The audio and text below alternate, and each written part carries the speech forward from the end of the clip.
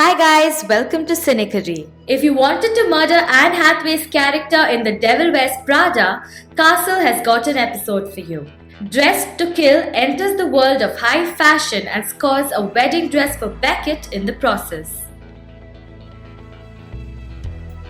Martha helps Castle and Beckett find the perfect wedding venue just as they get their next case. An assistant to one of the most powerful magazines is found strangled with a scarf. Soon it turns out to be the girl Ella was fired that very day along with another assistant.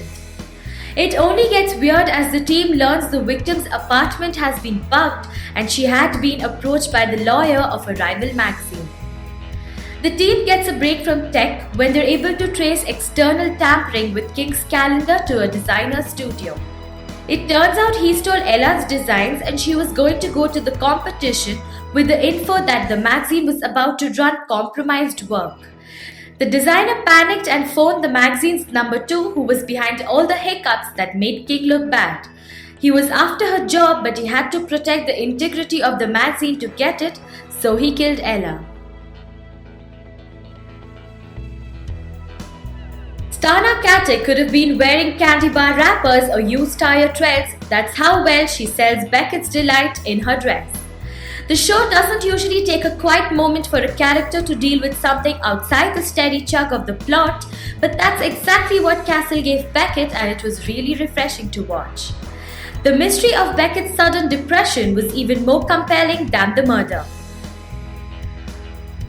The show did a good job of integrating actual fashion fixtures inside the very fictional world of King's magazine. Corporate buyouts and the digitalization made the bugging and the tire diva designer slightly more plausible. Let's talk about King, who's oddly much more sympathetic than her pedigree. She does a gear change from being a stone-cold fashion goddess to a regretful mother figure for Beckett. The change isn't telegraphed as well as it might be, nor is their history explicit enough. Beckett gets her dream dress more because she's a star of the show than because it seems to make character sense. Minus a goofball grin and figuring out that Ella's design has been lifted, there's not much for Castle to do in this episode.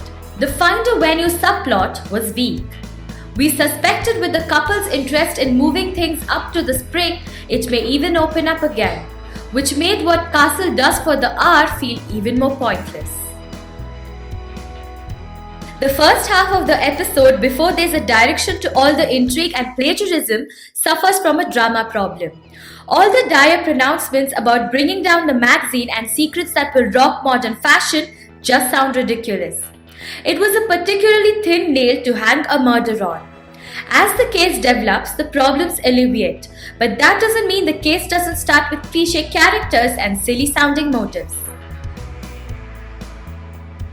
Dressed to Kill was oddly enough the most wedding-centric episode of Castle yet, bumping up the date and settling on the dress.